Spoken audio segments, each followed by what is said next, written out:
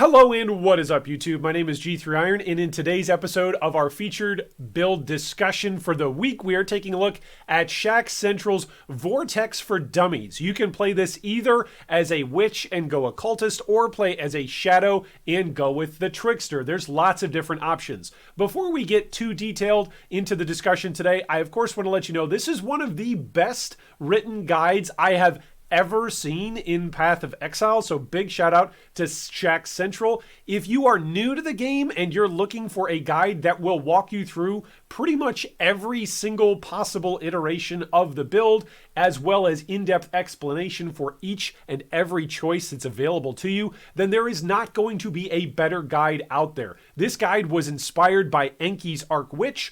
So those of you who are familiar with that build guide in its level of thorough gameplay discussion and dissection, this build rivals Enki's guide, in my opinion, for its level of clarity and its level of depth of explanation. So if you're thinking about a league starter for the upcoming Harvest League and you want to be able to take down the Awakener at level 8, this is a build for you. If you are new to the channel, you can like, subscribe, and ding the bell to be notified about future discussions just like this one. And if you're a veteran of the channel, then you know the way how all of this works. The link to this particular forum guide, as well as the video featuring gameplay, are all down below in the video description for your convenience. And appearing above my slightly balding forehead, there should be some timestamps that will allow you to jump around using YouTube's different chapters feature now, so you can jump forward, jump backward, or revisit any of our discussion points today. For those of you thinking, okay, Iron has just compared this build guide to Enki's guide, so it's got to be thorough, right? Take a look at this. This is just the table of contents that ShakCentral has put together, and it's got multiple forum posts within the first forum posts, and it references other forum posts that ShakCentral has put together. This is like a mini Wikipedia for playing Cold Dot Vortex. This is an incredible spot. It's an incredible resource, and I wish all of us could write build guides as well as ShakCentral has put his build guide together. This is really awesome. All right, so first off, what is Vortex? Vortex is primarily going to be our DPS. Not a lot of players maybe necessarily have played Vortex. The last time Vortex was really big and in the meta was during the Cold Dot reconstruction or rework that came out, and that happened simultaneously with Synthesis. And so a lot of you have commented on the channel or on Discord that you have not played the game or didn't play the game or experience it during Synthesis. Whether or not you were a returning veteran now and you just skipped Synthesis, maybe you played Synthesis for just a small fraction of that league's duration, or maybe you simply have started the game after Synthesis. So a brief introduction into Vortex. It is an instant cast spell that causes an initial hit of cold damage and then leaves behind a circle on the ground. You saw that during the gameplay fighting Sirus, dealing cold damage over time. There's a couple of things to note here that ShakCentral leaves us some guidance on. First off, instant cast means that casting does not interrupt your character's movement. You don't have a self-stun animation when you drop your Vortex. Secondly, the Vortex is created at the feet of the caster and stays in that location. Thirdly, Vortex and Cold Snap applies increases to your spell damage to its damage over time. So this means you can pick up mods to spell damage and it will actually increase your dot with Vortex and Cold Snap. Fourthly, for this build, we're not really going to interact with Frostbolt and with how that applies and interacts with Vortex, so don't worry about that. If you're reading the actual Vortex gem and you're wondering how it interacts with Frostbolt, don't worry about it for the purposes of this build. ShakCentral recommends to build around your DPS uptime. So how exactly do you go about that? DPS uptime is the term that ShakCentral uses for the percentage of time in combat when enemies are actually taking damage. If you stop fireballing to flame dash, you lose DPS uptime. If your Mirage Archer is firing while you're moving, you don't lose DPS uptime. If you're using Righteous Fire, for example, and something is outside of your radius, you're not dealing damage to it, so you lose DPS uptime. This is why, in his words, some melee builds can put up absurd damage in Path of Building, but actually struggle in game. If you list 5 million DPS, but you spent half your time leap slamming or dodging skills, you're not really doing 5 million DPS. Vortex has phenomenal DPS uptime as it creates its damage instantly while you stay mobile, and the damage remains around to kill more enemies after you've moved on from that area. So ShakCentral gives us 3 things that we want to do with Vortex. First off, we want to stack generic spell damage, damage over time, and cold damage to deal high amounts of damage for the duration of our Vortex. Secondly, Vortex wants to stack energy shield and other defensive layers to become as tanky as possible, since oftentimes we're going to put ourselves relatively close to harm's way. And thirdly, Vortex wants to utilize curses and the freeze and chill ailments to the greatest extent possible in order to neutralize enemies that we're getting close to and stay safe and not donate our XP to a boss or to a map. Now, there are some pros and cons to Vortex, all right? So first off, some of you might have heard that description of Vortex's gameplay and think, oh, that's perfect. That lines up directly for what I want to do as a league starter. Others of you might have just heard that description and gone, wow, that sounds really lame, right? So this is one of the reasons why we go over pros and cons. I want you to be able to make an informed decision before you start following a build guide and actually putting hours into that build. It's so much more worth it to put hours into reading forum guides and build guides than it is to putting time into a build only to find out that you didn't want to play it. It's much, much better to put an hour into reading and studying build guides and then saying this is for me or this isn't for me than putting 10 hours into a build only to discover that it actually wasn't for you. So to start off with the pros, it's one of the safest builds that you can get in the game. Secondly, it can do all content and easily farm the Uber Elder. Now, when I say all content, I mean basically everything except for a few unique maps and a few mods. Oftentimes, build guide creators will say that something can do all content, and they mean it can do most content. That's generally what most build guide creators mean. It doesn't mean that it can do every single map mod, and it doesn't mean that it can do every single unique map. For instance, Hall of Grandmasters. Generally, if a build doesn't explicitly say that it can do Hall of Grandmasters, then it probably can't. All right, next pro. Damage over time cannot be reflected, which means that you can run reflect maps by vortexing at your feet and pulling mobs into the dot. This means that very early on as a league starter, whenever you roll a map that is a reflect map, you don't have to worry like so many other attack-based builds do or elemental damage-based builds that rely on hits that will reflect back at you, and you'll end up donating a percentage of your XP to the map. We've already mentioned that the build is one of the safest builds in the game, and it gets there by reaching around 11 to 12k energy shield depending on the mods that are available in that current league and the power level of energy shield available in the league, and around 1 million DPS on Vortex alone, and a dizzying array of defensive layers. Now, with all that being said, it doesn't mean it's the perfect build that can do everything all the time at the budget, right? There are some cons to this build. First off, it's not god tier for clearing like other speed builds. Used to be that Tornado Shot was a speedy boy build. Nowadays, a lot of the speedy boy builds are relying on Cyclone and Headhunter, or are relying on Ice Shot, or are relying on Brands. There's a whole bunch of different speedy tier, fast god tier clear builds, and this is not one of them. This build isn't going to be slow like, let's say, last week's Juggernaut that uses Comb's Roots, but it's going to be very, very tanky and give you better speed than that guy, but worse speed than, let's say, a Zoom Zoom build. Another drawback to the build is that it does not have infinite scaling like some attack builds.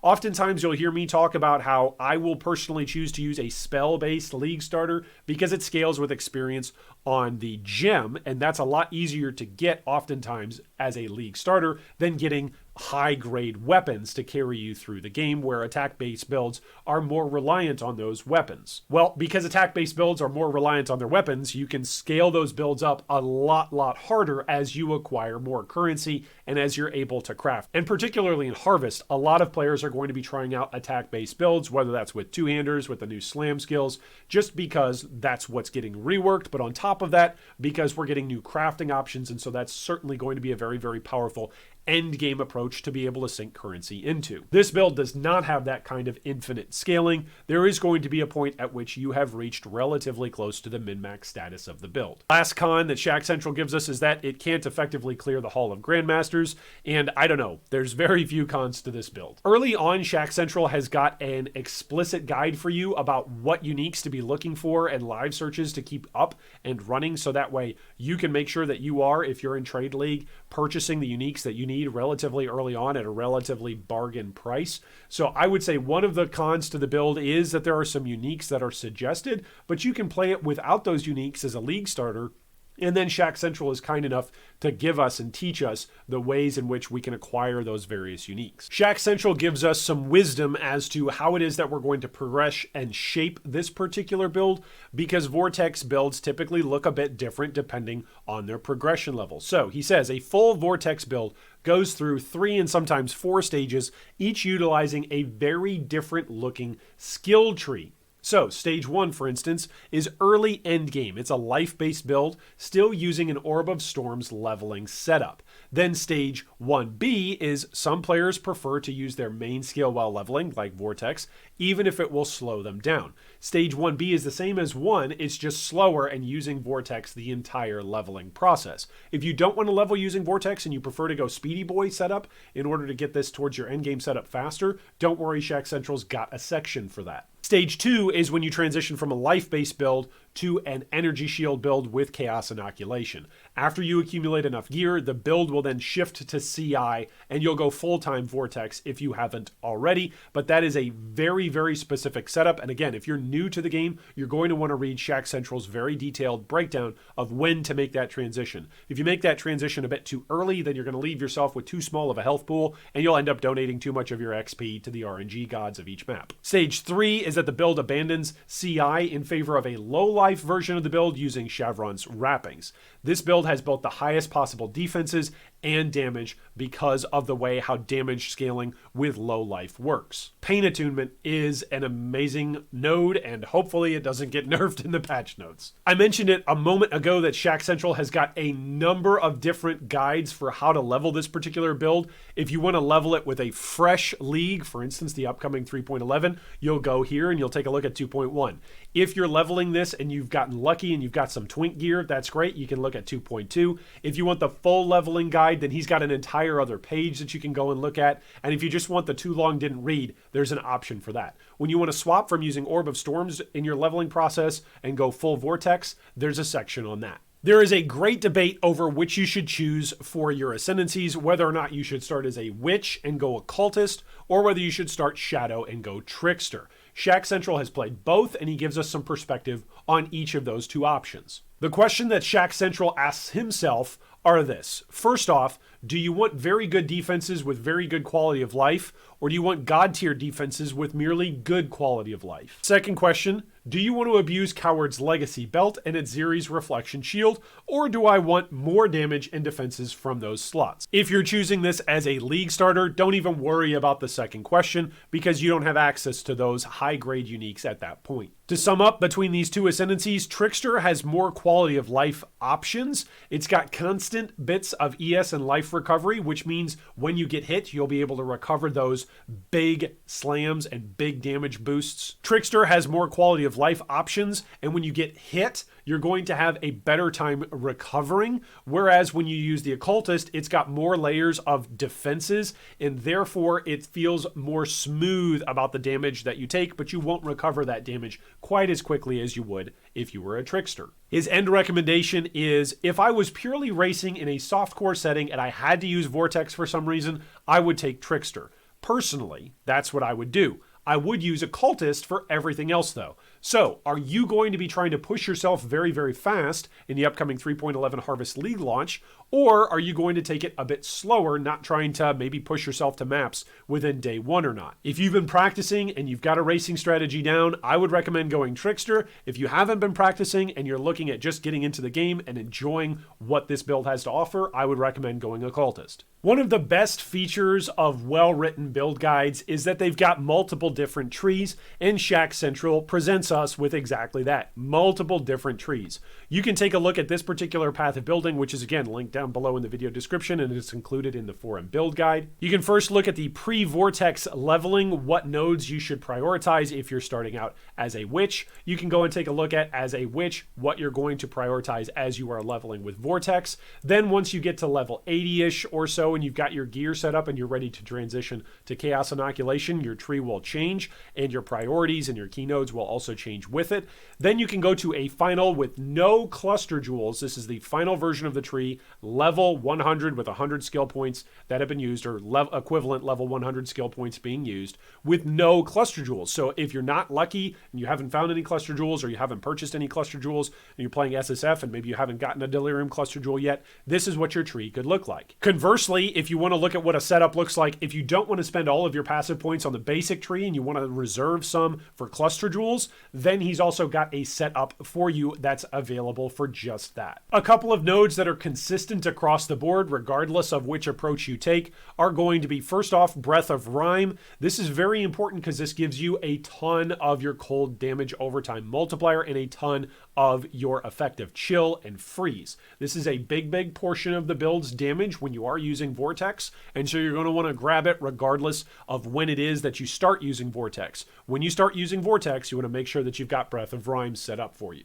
When you transition to Chaos Inoculation, you're of course going to want Wicked Ward, which means that your energy shield recharge is not interrupted by damage if the recharge has begun recently. You get 50% less energy shield regeneration rate and 50% less maximum total recovery per second from energy shield leech, but it is a massive quality of life, and it's one of the reasons why the Occultist and the Witch setup that takes advantage of using Wicked Ward is a bit more smooth when it does take a hit and it's started to recharge, because each and every subsequent hit that goes on doesn't reset your energy shield recharge. It's continuing to go up even if you take damage that's coming in. If you don't take Wicked Ward, you won't have that bonus, and so every subsequent hit essentially resets your recharge and continually pulls down your energy shield total. For those of you who are old geriatric exiles like me, we can remember back in my day, Wicked Ward used to be on the Occultist ascendancy, and then they took it off of the Occultist and they put it on the tree. So now everybody can use it, whether you're a witch or a trickster. Speaking of witches, ShakCentral recommends that if you do go Occultist, you start off by taking Vile Bastion, which gives you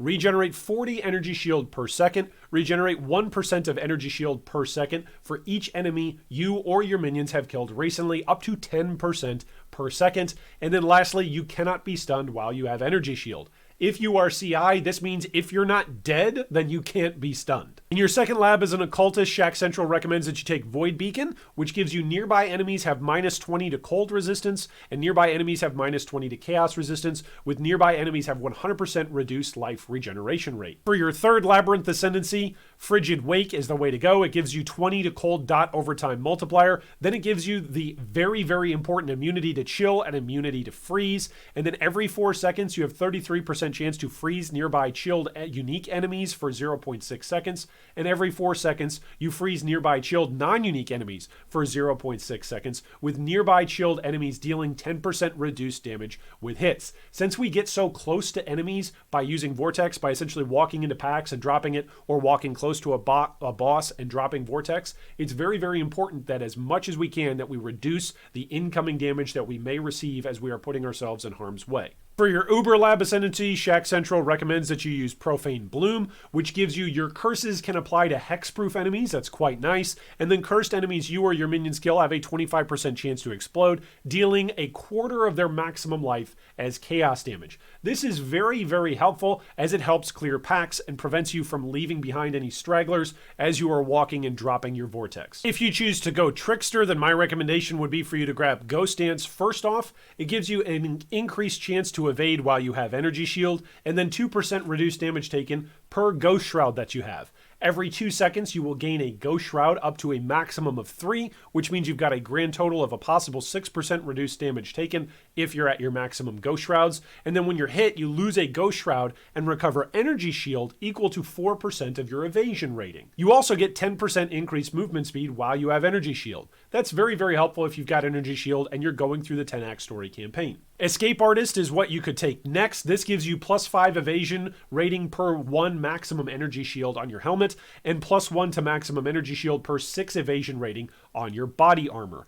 You also get 6% increased attack and cast speed per Ghost Shroud, which means you can get up to 18% increased attack and cast speed. That is a whole bunch of attack and cast speed while you're leveling. You also cannot be stunned while you have Ghost Shrouds, and since you're not getting hit all that much, it means that you're not going to get stunned all that much. Lastly, you have a 10% chance to dodge spell hits if you have Energy Shield. If you would rather prioritize damage rather than defenses as you level, then you can go Patient Reaper. It gives you 50% increased damage over time if you're leveling with a dot skill. You also get recover 2% of life on kill, recover 2% of energy shield on kill, recover 4% of mana on kill, and you have 70% increased recovery rate of life, mana, and energy shield if you've killed an enemy affected by your dot recently. For your Uber Lab, you can then go with Prolonged Pain, which gives you increased skill effect duration that applies to your Vortex, and 10% reduced damage taken from damage over time. The poison duration doesn't really matter that much for us, but you do get 20% more damage over time. Two things to note here on the items and on the equipment that is recommended by ShakCentral. Like every good build, he's got multiple different setups for his itemization. So for instance, if you're playing SSF or you've just got budget magic gear, this isn't even rare gear here. This is just magic gear. You can play this build. This is with a budget wand. It's with a budget shield. Again, if you're just looking for, hey, what are my top priorities as I'm looking for items in these rare slots, then you can look and see. You're looking for resistances essentially, an energy shield in your defensive slots, or life if you haven't transitioned to CI yet. And for the most part, in your damaging slots, you're looking for cold damage over time and or spell damage, since those apply for your Vortex. As you continue to scale your build, if you do transition to that ultimate endgame version where you're using Shavron's wrappings and pain attunement, then you can go grab yourself a Presence of Cheula, which gives you a whole bunch of chaos resistance, which is quite nice, and it gives you the mod Cannot Be Stunned, along with 20% of your maximum life is converted to Energy Shield. Of course, the hallmark of swapping is grabbing Chevrons, which means that you will not allow chaos damage to bypass your energy shield. Chaos damage essentially goes to your energy shield, so you don't die just because you're low life when you happen to step on some desecrated ground. Prism Guardian is the last unique that is recommended here for the build setup, and these are, again, recommendations. These are not requirements. This is for if you want to maximize your build as you push it towards its endgame viability to take down things like Sirus and the Uber Elder. One last big mechanic that is very, very important for this build is Elemental Equilibrium. And this is, according to ShakCentral, the part of the build that he's asked about most. Elemental Equilibrium says enemies you hit with elemental damage temporarily get plus 25 resistance to those elements and minus 50% resistance to other elements. The key word here is hit, and here's how this works with Vortex. Your first step is to get a weapon with the mod Trigger a Socketed Spell whenever you use a skill. The crafting mod process is below and included in the gearing section of the build.